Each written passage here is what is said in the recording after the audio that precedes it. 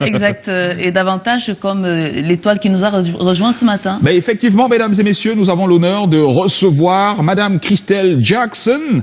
Elle est chef d'entreprise, stratège en leadership et auteure. Elle est à l'origine de la méthode RICHE. C'est un sigle.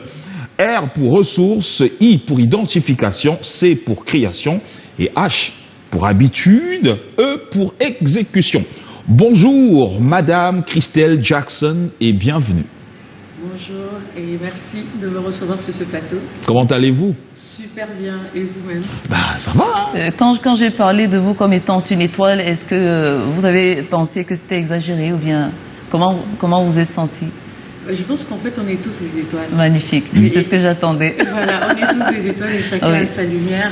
Et ce que j'aime bien sur les étoiles, c'est qu'elles brillent. Exact. Et en fait, ce qui est bien aussi quand une étoile brille, c'est qu'elle n'éteint pas la lumière de l'autre. Ah ça, oui, oui. Ensemble, elles rayonnent encore plus. Et effectivement.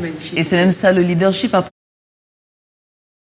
Qu'est-ce que vous avez à la maison? Donc c'est important de faire une introspection. Alors ce que j'ai fait, j'ai mis en place une formule. Dis à ton voisin une formule justement pour pouvoir développer ses dons et ses talents et vraiment les développer et vraiment ressortir de là avec des entreprises ou vraiment tout ce que Dieu nous aura mis à cœur en fait.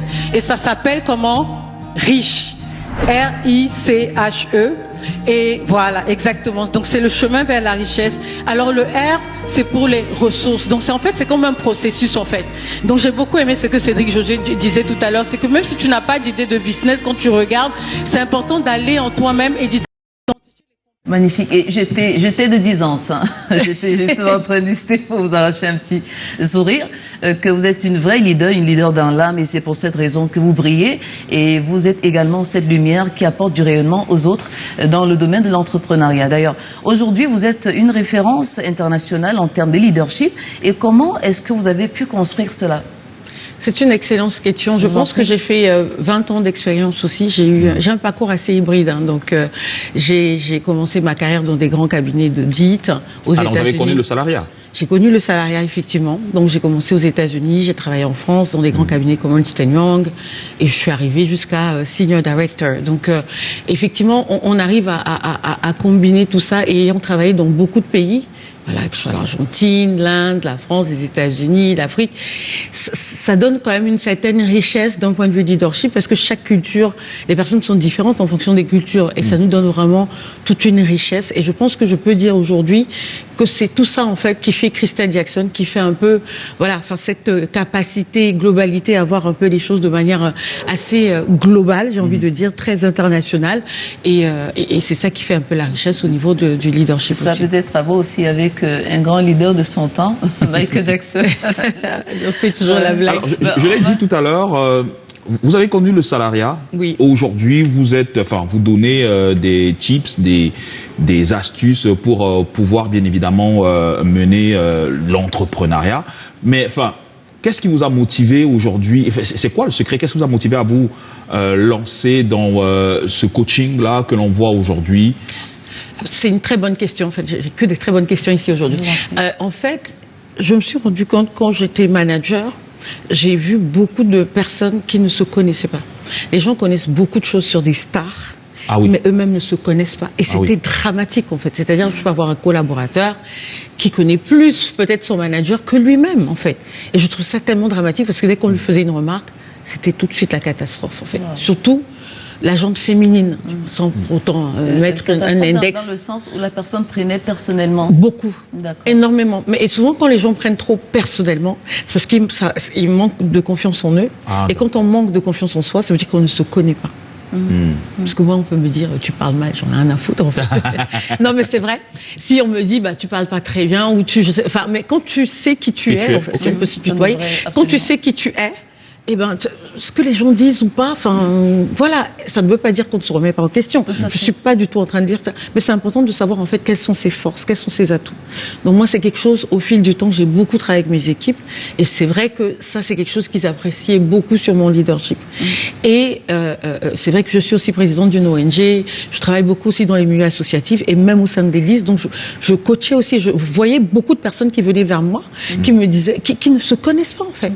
Et j'ai compris que c'était un vrai problème, même au niveau de la société. Et je sais que moi-même, je suis passée par ce processus et je me rappelais, parce que moi, par exemple, mon mari, il est très sûr de lui. Il y a des gens comme ça.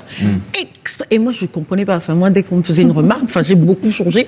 J'étais pas encore manager à l'époque, mais moi, enfin, je démissionne, en fait. Si tu me fais une remarque et que je trouve ça injuste, je suis capable de poser ma démission. Alors que des fois, moi, il me dit, mais pourquoi tu crois en ce que les gens disent? Mais sauf que beaucoup pensent que lorsqu'on est très sûr de soi, on est imbu de sa personne. Bah non, en fait, ça nous aide, ça fait que lui, quand il m'a fait ce coaching-là, en me disant, mais moi, quand on me dit quelque chose au bureau, en fait, je les crois pas. Je me dis, c'est pas possible. Ouais. Donc, je me suis dit, en fait, il y a tout un travail que je vais faire en moi-même. Et c'est ça, en fait, la méthode riche. C'est-à-dire. Vous permettez donc aux uns aux autres de comprendre, en fait, que c'est très dangereux d'être dépendant de la validation extérieure. Exactement. Donc, la méthode riche. Exactement. Riche, pour dire qu'en chacun d'entre nous, il y a forcément une richesse qui sommeille et qui doit être détectée. Exactement. Alors, cette méthode, comme vous le dites, la méthode riche, de quoi s'agit-il exactement? Et comment on est encore dans le mois de la jeunesse? En fait, ici au Cameroun, c'est conjoint jeunesse, c'est la fête de la jeunesse, 11 février, et puis fête de l'amour. Donc le prétexte est tout trouvé. Comment est-ce que cela peut aider le jeune à finalement grandir sur le plan professionnel? Alors déjà, la première des choses, comme tu disais tout à l'heure, c'est un sigle en fait. C'est-à-dire que c'est R pour ressources. Pourquoi? Parce qu'en fait, on a tous, chacun de nous, des ressources ou des talents qui sont cachés, qui sommeillent en nous, qu'on ne connaît pas. Donc, à travers cette méthodologie, on apprend à aller justement découvrir, à travers des techniques, en fait, sur lesquelles je fais travailler les personnes, découvrir finalement les dons et talents qui sont enfouis en eux. Ce qui fait qu'ils peuvent justement s'appuyer dessus, même quand on est dans une situation difficile et qu'on se repose sur ces talents, eh ben ça nous permet quand même de continuer la situation ou d'apporter notre touche unique. Vous voyez ce que je veux dire? Donc moi-même, dans tous les postes que j'ai eus quand j'étais en entreprise, je connaissais... On m'a toujours dit que j'ai un don d'éloquence, par exemple. Donc tout de suite, dans tous les postes... En fait, on doit détecter ses propres compétences personnelles. Personnelles. Et donc, dans un poste, par exemple, quand on savait que je parlais très bien, donc j'étais tout le temps envoyée, par exemple, dans chez les grands chefs, pour aller présenter des dossiers, par exemple. Non, mais quand tu sais ça, tout de suite, tu te positionnes là où il faut, en fait. Alors, si tu vas te mettre dans des trucs back-office, moi, c'est pas du tout mon truc, en fait. Donc, moi, et sachant ça, je me positionnais à chaque fois et je me gravissais l'échelon assez rapidement. Mais c'est important de connaître le R. Vous voyez, c'est pour ça que c'est la base de tout. En fait, il n'y a pas de richesse durable ou de création de valeur si on ne part pas de là. Et il y a les ressources internes, mais il y a aussi les ressources externes. Les ressources externes, c'est aller chercher à l'extérieur, finalement, quels sont les partenaires, quel est le réseau, qu'est-ce que j'ai? Et en fait, on a souvent tout, mais on pense qu'on n'a rien.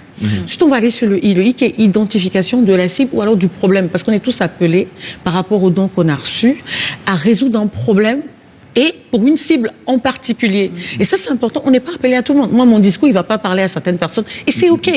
Je suis pas là pour parler à tout le monde. Mais je sais qu'il y a des personnes à qui ça parle, en fait. Vous voyez? Donc, c'est important d'aller vers cette cible-là. Parce que sinon, quand vous restez à côté de personnes qui ne connaissent pas votre valeur, ils ont tendance à dévaloriser. Et après, ça vous fait, vous vous sentez très mal. Et en fait, alors que vous avez quelque chose, mais vous n'êtes pas sur la bonne cible. Vous voyez ce que je veux dire? Et vous n'avez pas trouvé encore, ou peut-être trouvé le problème que vous êtes appelé à résoudre. Vous voyez, par exemple, vous pouvez avoir des compétences, je sais pas, en informatique, mais les gens ne vont pas acheter le fait que vous avez un diplôme en informatique.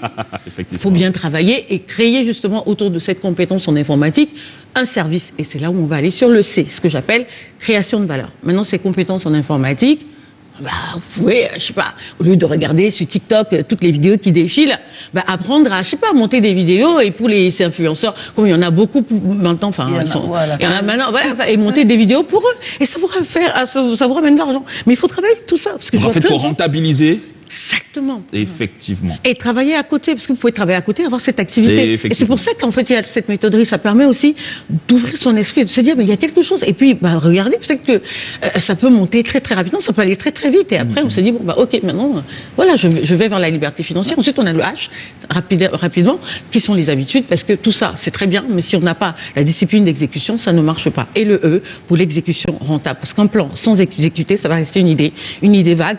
Et puis, de toute façon, si vous attendez d'avoir 100% des réponses à vos questions, vous n'allez jamais vous lancer. Des fois, le reste des réponses vient tout au long du chemin. Donc, à un moment donné, il faut pouvoir prendre un certain nombre de risques, mesurer, bien sûr, j'entends, pour sûrement des personnes qui ont des parents, des bouches à nourrir, etc. Mais le risque existe, il faut le prendre. Alors, quand vous parlez de H comme habitude, est-ce qu'on parle de routine, de discipline? Exactement. Ok, super.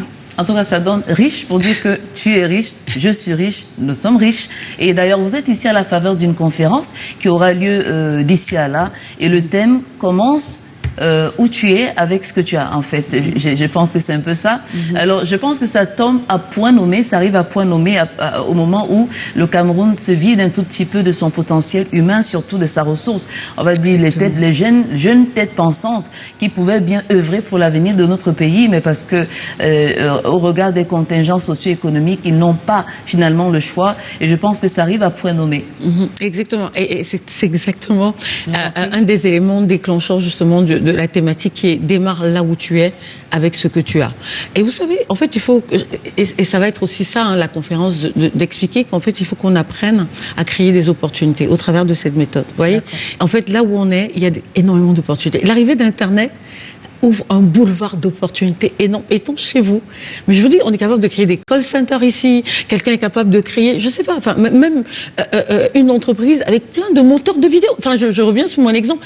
Mais ici, en fait, Internet donne des possibilités énormes. On peut pas juste dire le système, etc., parce que j'entends beaucoup de jeunes, j'ai pas d'argent, le système, mais enfin, Internet, plutôt que de regarder TikTok, les vidéos TikTok là qui apparaissent, faut qu'on fasse vraiment travailler le cerveau.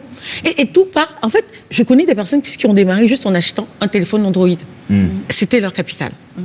Et ils sont allés très très loin. Vous imaginez, étant chez vous, là où vous êtes capable justement de le faire en fait. Et c'est de ça qu'il va s'agir le 28 février. Donc on va parler de ça. C'est un événement qui est gratuit, d'accord ?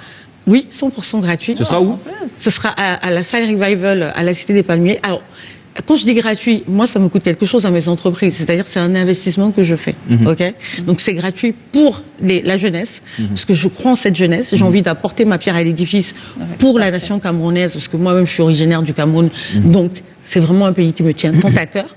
Et donc, c'est gratuit pour eux. Mais moi, j'investis justement dans cette jeunesse-là. C'est comme quand vos parents vous envoient à l'école, ils payent vos études, ils vous demandent pas de rembourser de l'argent. Mais qu'est-ce qu'ils vous demandent en retour ? C'est de faire quelque chose, exactement, de votre vie. Et bien, moi, c'est ce que j'attends de cette jeunesse camerounaise, de faire quelque chose de sa vie au travers de ce programme. Si on avait des personnes comme vous, si on avait autant de personnes comme vous, je pense qu'on se porterait mieux. Hein. Et je pense qu'ils ne vont pas en rajouter. Je parle justement à ces jeunes qui nous regardent. Le sage, l'Ecclésiaste disait, il y en a qui sont tellement paresseux qu'ils trouvent pénible de prendre la cuillère, mettre dans le plat, ramener la nourriture dans la bouche. Donc vous avez vraiment une niche entre les mains. C'est à vous d'en faire très bon usage, chers téléspectateurs, surtout à la jeunesse qui nous regarde. On va rappeler les dates et les heures en fait. Alors voilà, parce qu'en fait, quand on a lancé, moi j'ai lancé un appel à la jeunesse et la jeunesse a répondu massivement. On a été complètement débordé par le nombre d'inscriptions. Donc on est à plus de 2000 personnes et chaque jour les gens s'inscrivent. Donc la salle ne peut pas contenir autant de personnes. Donc ce qu'on a décidé de faire, parce que je suis arrivée il y a 2 jours, donc on a décidé de faire 2 sessions. Vous voyez, donc c'est le 28 février, à partir de 8h, on va faire 2 sessions. Donc la première session va commencer à 9h, donc de 9h à 14h. Ensuite, on a 1 heure de pause pour rapidement remettre les chaises, etc. Et on reprend de 15h à 20h.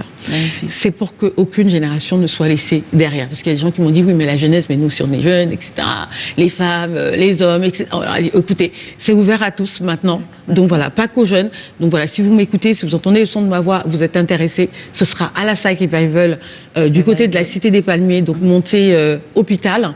Et donc ça va se passer là-bas à partir de 8h. Donc 2 sessions, vous pouvez choisir la session à laquelle vous pouvez venir, si vous voulez faire les 2 sessions. Pas de problème aussi.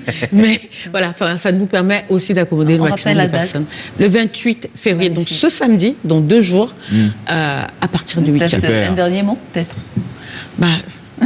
Heureuse d'avoir participé. Nous sommes aussi attendus. Bien sûr. Vous êtes.